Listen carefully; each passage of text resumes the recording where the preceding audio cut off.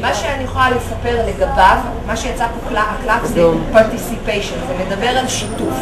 רואים פה בעצם 4 אנשים ממבט על, רואים אנשים מלמעלה שמחזיקים ידיים. והקלף מדבר על זה שלאדם הזה נורא טוב להיות באיזושהי אינטראקציה של שיתוף פעולה ביחד עם עוד אנשים.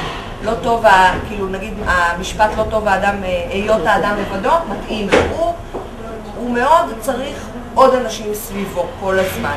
אז אם הוא כרגע נמצא במצב של עבודה בשיתוף פעולה, או הוא חי עם עוד אנשים באיזשהו מקום, הוא צריך כל הזמן סביבו אנשים.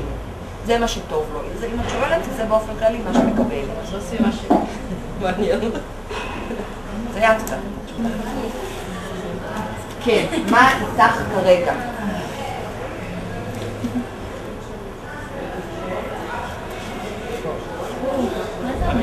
לא להיבהל, לא להיבהל, לא להיבהל,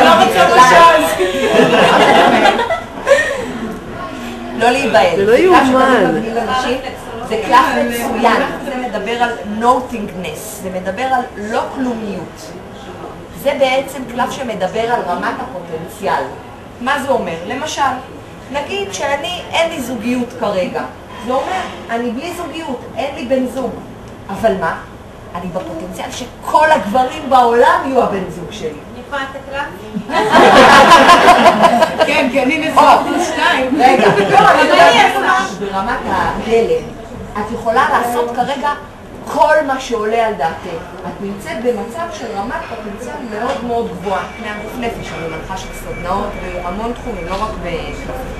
אז שינוי זה דבר טוב. ששאלת? מדובר פה על איזושהי תחושה של אשמה. את באיזשהו מקום, יכול להיות שאת לא לגמרי שלמה עם מה שעשית או עם מה שאת עושה כרגע. יש איזושהי הרגשה שאת כאילו מרגישה באיזשהו מקום, אולי בפנים, ואפילו אולי את מסבירה את זה מעצמך. יכול להיות שלא עשית את זה לפני.